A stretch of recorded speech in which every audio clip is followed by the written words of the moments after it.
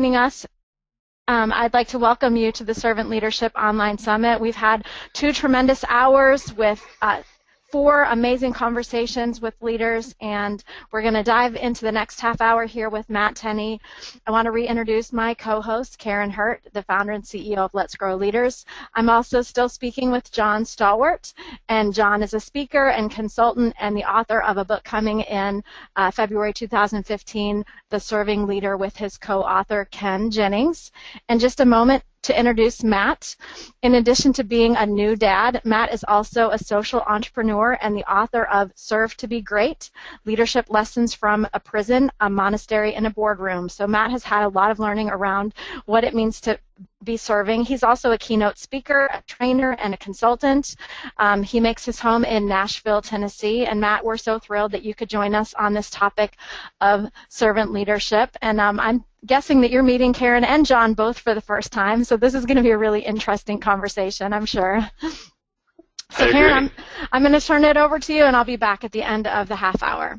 Okay, thanks so much, Becky. So just to start, I'm curious how you came to discover the concept of servant leadership, and we can start with either one of you. Matt, jump in. All right, thank you, John. I would imagine with most of the panelists that you all have had today, you've got these wonderful stories of people leading large organizations with great success. My introduction to servant leadership actually was as a result of the greatest failure of my life. So if you'd like more detail on that, I'm happy to share. But I would love to say that it was something that came about, through repeated successes, but it was actually as a result of my greatest failure. Wow. Thank you. I'd like to underscore what Matt just said. So in my own case, I was in a program as a young adult. I was still a teenager when I was in an urban studies program in which Robert Greenleaf's landmark book was the required text. This was back in 1977, and I was just transformed by reading Greenleaf's work and then spending decades trying to grow into it. Our great job as leaders is to grow up, and that's a slow process, to be sure. My experience with leaders is that the encounter with servant leadership or serving leadership is usually the product of pain and failure. And this is what Matt just said. There's a certain kind of impervious, sure of himself, sure of herself leader that isn't really ready to take on servant leadership yet because they haven't fallen on their face and they haven't run off the end of themselves or ran into the wall. And it's fantastic to have a leader whose idea doesn't come to pass the way they thought it would, who becomes introspective about that, rather than to become bitter or even more deaf. And I see leaders come to forks in the road where they run into difficulty and they go left, which is I don't want to hurt anymore, and so I'm going to get harder, or they go to the right, which is I need to understand what I'm doing better, and I need the resources of honesty and candor and learning, and I need to take feedback, and that's the path to becoming a great servant leader. Congratulations, Matt, for whatever that trip and fall was. Way to go. Thank you, John. Yes, what doesn't kill us should make us stronger. If we. So yeah, I think it was. Oh, go ahead, Karen. I'm sorry, Matt. Go ahead. I'm sorry. So I'm curious how you each live out servant leadership in your own life and in your own work. So I'm working on. I'm at the helm of an enterprise called the Center for Serving Leadership, and I've been teaching executives in cohorts for years, and I've been at the head of a company that has this right in the title, and I've often thought about the difficulty of that because I have colleagues who listen to what I say. When we're in the room tomorrow, I'll be in the executives in the eastern part of Pennsylvania, going through a day of work in serving leadership, and this is what I do.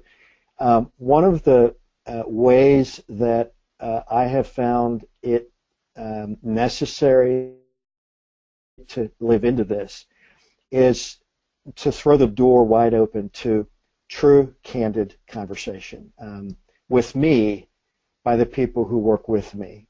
So that, and by the way, I'm also married 35 years, and I'm married to a very bright, very thoughtful woman who also hears what I say and then has some things to say about how I live. And I don't think we become great serving leaders without accepting, without listening. Cheryl Batchelder said it in the last hour. So one of the ways I work at this is to try to be a growing father and a growing husband and a growing boss. And in order to do that, I have to really pay attention to the people that I impact. Nice. Matt, what would you add? Very similar, actually. In fact, I was listening in to the conversation with John and Cheryl, and Cheryl mentioned one of the things that I think is extremely important for anyone who really sees the value of being a servant leader and wants to do it. And this is what I try to apply in my own life as well, but is to measure. Of course, there's the ancient cliched business axiom that if something isn't measured, it just simply doesn't get done. So, as John mentioned, I try to measure in pretty precise ways. Yeah. With the people that I work with, whether it's the full-time employee on my team or the contractors that I work with or the clients that I work with, trying to always get feedback on, am I doing the things that I know I should be doing from your perspective? Because from my perspective, I may think that I'm doing pretty well. I think I'm kind of hardwired to be to think pretty highly of myself, and maybe that's pretty common, I would imagine, for Type A people. So to get that objective view from somebody else, I think is really important. So for me, there's kind of three main aspects. One is knowing that this is what makes not only business life more successful, but life in general. This is what makes life truly rich, is when we really balance the legitimate needs of others with our own legitimate needs, our own short-term wants and desires, and putting those ahead of the legitimate. So really making sure that that's a priority, finding just what I call tripwires to remind myself to be thinking in that way, to be reflecting on how I can do better. Like, for instance, I think John mentioned that with his clients, it's often something where he recommends having reminders on a calendar. I actually do that very thing, and I do it the first thing in the day before I open up email or work on any projects. Is I take a few minutes to think, what could I be doing to better serve the people that I interact with every day?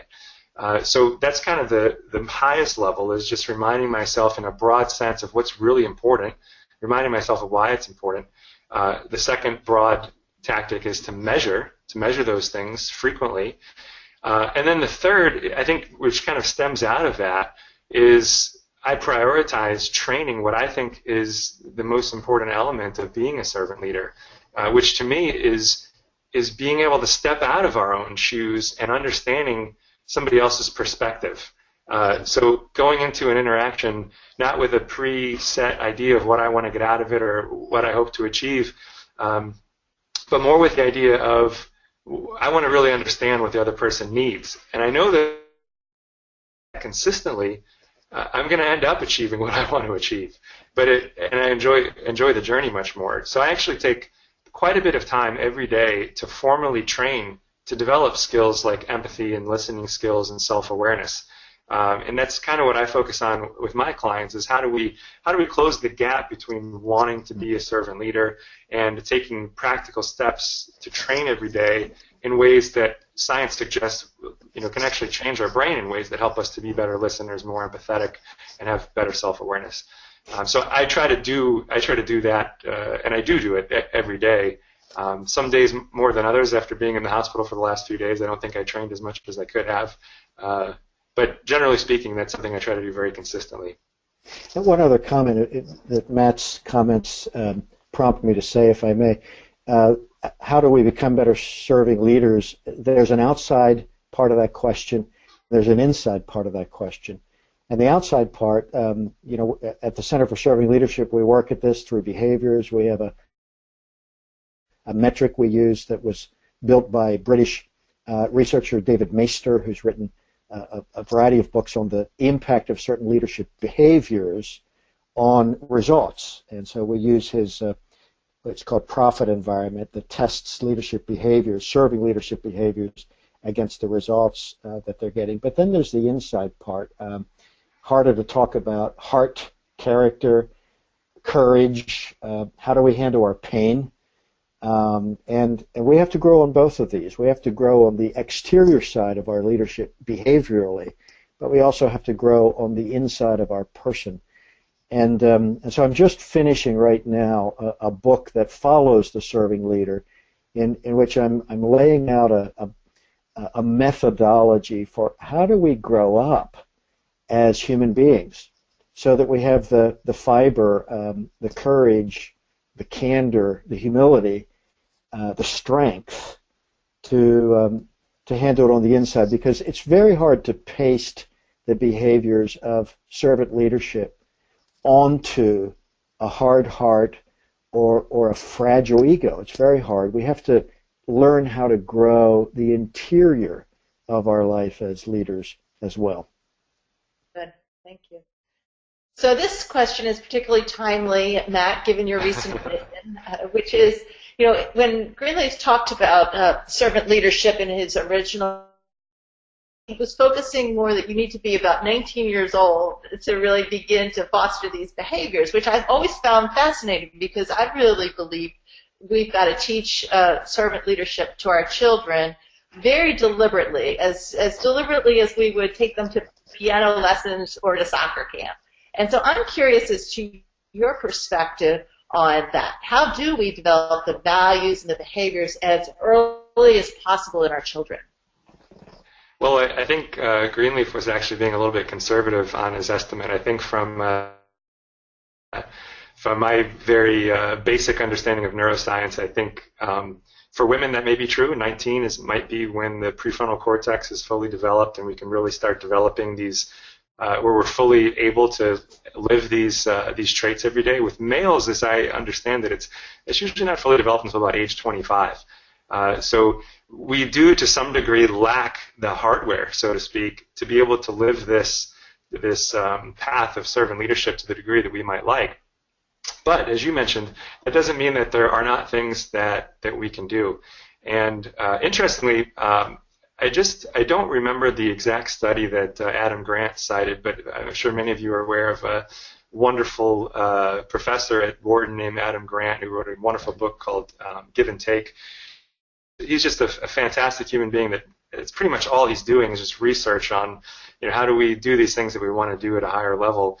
And one of the things, he actually wrote an article just about this, and as you might intuit, the absolute most important thing that we can do is, in my opinion, it's the exact most important thing that we can do if we're leading a team of adults as well, which is lead by example.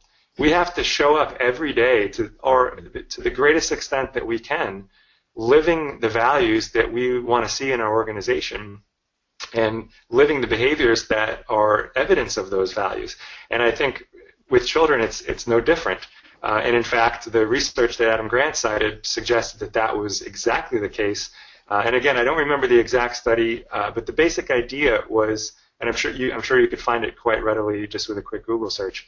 But the basic idea was that parents who routinely stated that children should behave in a certain way or do certain things or live certain values, but did not do those things themselves, they were actually, of course, as you would intuit, the results were not good. The children did not follow the guidance.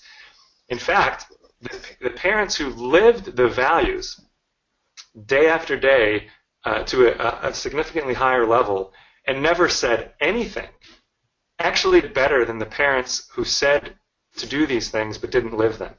So I think this sense of inauthenticity actually corrupted the child to make them not want to live up to the values that we'd like them to live. Now, of course, this isn't saying that we shouldn't combine verbal guidance with our actions, but I found it striking that parents that never said anything but lived the values actually had better results raising their children than parents who talked a whole lot but never lived the values. Nice, thank you. Perspective on this. Well, I completely agree with what Matt said, and to take it from the family back to business for a second, and then I'll bring it back. I mentioned David Maister, whose research out of the UK between 5 and 25 years ago. One of his best books, really worth taking a look at, Matt, is called "Practice What You Preach."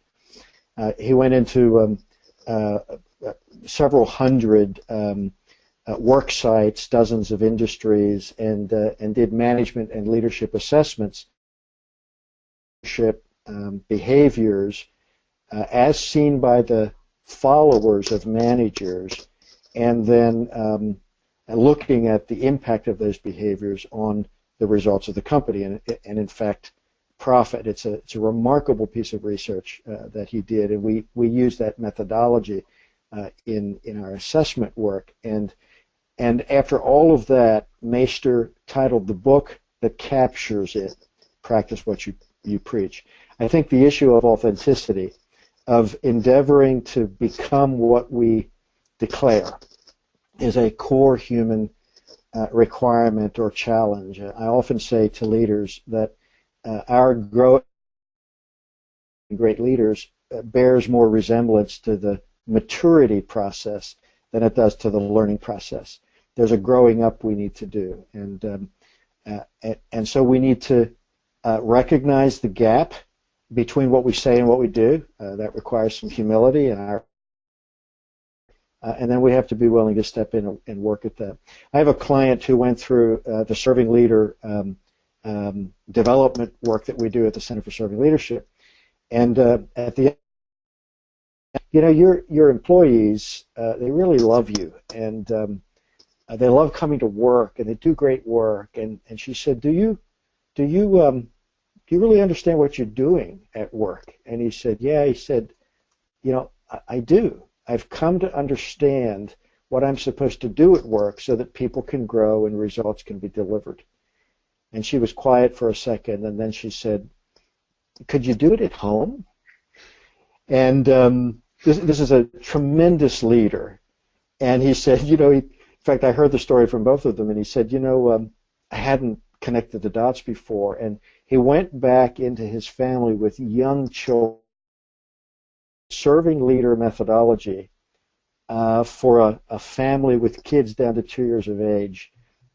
And that's where we need to start in order to transform our view and our practice of leadership. So you're right on the doorstep, Matt, and congratulations for the new baby.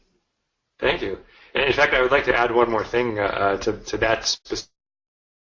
I think we might see this slide. How can we teach servant leadership to our children?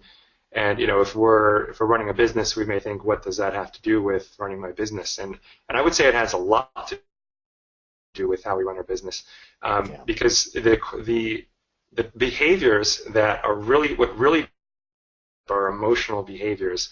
And I think that there is a predominant consensus in the psychology, behavioral sciences world and neuroscience world that all of these things are learned through what's called implicit learning. So, you can read as many books as you want. If you don't practice the behaviors, you are not going to change your brain in ways that help you to elicit those behaviors. The benefit about implicit learning is that if you practice at home, it makes you better at work, and vice versa. So the more that you can bring this into every area of your life, the more you benefit not only your business life, if that's very important to you, but also your personal life. And I think perhaps as you were talking, John, and you just brought me back to my own situation here. As you probably noticed, I'm not in the office. I'm actually at home. You can see the carpet behind me. And that's because I want to be here for my wife if she needs something. She could actually yell right now, and I could jump off of this call if I need to and help her out. Luckily, she's taking a nap along with the baby right now, so I think we're okay. But I think one of the best ways that I can show my son how to be a servant leader is to serve my wife, and let him see examples of me putting her needs at least equal to mine, if not above mine, and taking care of her, listening to her, not cutting her off, not just trying to fix her, but just being that example, I think, with her. And again, I don't remember this study, but there is some research that suggests that that's exactly the case. How spouses treat each other has a significant impact on how children will then want to behave with other people. And I've watched that leaders who practice these behaviors over a lifetime and are growing leaders and build great companies increasingly realize that one of the metrics they have to pay attention to is the health of the families at home. I was talking with a client who's in the steel space, and one of the things he watches for in the steel industry, in this case most of his employees out in the plants are men, is women coming to him saying, you know, my husband's becoming a better man. Just to underscore your point, Matt, these aren't take them out of the box at work skills. This is life-on-life work we need to do. On a more humorous side of this, one of the things I've observed as I recruit executives to join cohorts around the country to go through this work, when I'm talking with an executive who's on the fence, you know, time is precious, and spending a number of days with me over half a year they need to know there's going to be a return on investment for that time because they're accountable and they're stewards of their time. If I know that executive's spouse is a friend of the wife of someone I have served before, I feel pretty sure that we can close the deal, because one spouse talking to a home became better when work became better is a story I just see very, very commonly. And so, you know, Karen, it's work and home. It's all about the whole of our life. We can't turn it on and turn it off. Growing up process touches everything. Nice. Okay, well, thank you both so much. We're going to bring Becky back now and have her invite some questions from our listeners. Thanks so much. I have a question directed to Matt related to the daily practice that you mentioned. Tom is wondering if you could expand a little bit on that training that you do daily to improve your servant leadership capabilities. Definitely. Yeah, it's the focus is on developing self-awareness. Because if you look at especially the framework for emotional intelligence, self-awareness is the foundational competency. It affects every other emotional intelligence competency, especially listening and especially empathy. So that's where I focus, and I use a practice that's becoming very popular now. I've been practicing and teaching since 2002, and back even then, not so long ago, this was not very common, but now I'm sure you've heard of the term mindfulness training or mindfulness practice, and it's actually much simpler than I think most people make it out to be. It's the way I like to look at it is it's something we're already doing. Many times every day we become aware of our own emotional state, our own thinking, but for most of us, we do that. Generally, it's unintentional, and it doesn't last for a very long period of time before we kind of snap back to just being that voice in our heads, talking to ourselves, judging, analyzing. So really, mindfulness training is just taking something that we already do, which is becoming self-aware, and making it an intentional effort, which we learn to sustain, we train to sustain for longer and longer periods of time. And the more that we can sustain it, the greater change it has in our brain, or the greater changes result in our brains that allow us to have those self-awareness skills, the listening skills, the empathy skills. So there are many, many books out there on the topic. One of my personal favorites is a book called Search Inside Yourself, which is based on the program that was started at Google. Very, very practical introduction to mindfulness. And actually my forthcoming book that's coming out in March goes very in-depth into how to just integrate that practice very seamlessly into daily life you don't have to add anything to your schedule. It's not like you have to, go add 30 minutes to your very busy life. You can just change the way you do things that you already do and see results in terms of how you develop those competencies. And Matt, what's the title of your latest book that's coming in March of 2015? It's called The Mindfulness Edge: How to Rewire Your Brain for Leadership and Personal Excellence Without Adding to Your Schedule. Thanks, Matt. A Sure. little bit of a plug there for your new book. Thank you. I love this question from Cindy. She's wondering what a couple of key measures are that you can use to know if you're creating a culture of servant leadership in your organization? John, maybe you want to try that one first. Sure. Maybe we can do this popcorn. One, if you sit down with people across your organization, you walk down the hall, walk out onto the shop floor, and ask them if they understand why their work matters. And if they have an answer to that question, you've done your job. I often say that if people come to work without having a sense of the purposefulness or meaningfulness of their work, it's a leadership failure.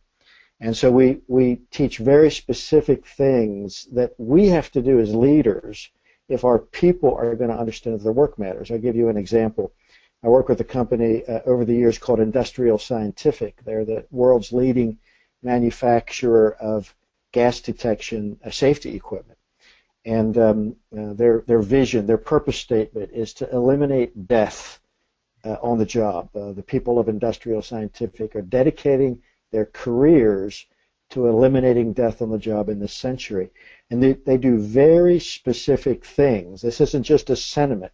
They do very specific things to help their people imagine, make personal, and make emotional the importance of doing outstanding work, so that when they're bent over a circuit board or whatever they're doing, they realize why it matters. And so one measure would be, and this will take some courage, find out if your people know why it matters that they come to work every day. And if they don't know that, then get intentional and purposeful about helping them make the connection between the work that they do and the difference that they're making in the world. Thanks. Measures. Yeah, I think that's a foundational. If people aren't connecting their work to a greater purpose, if they can't see how their daily tasks contribute to that, I think that's a significant failure to serve. And the converse is also true. If that connection is made, that's one of the most powerful things we can do to serve team members.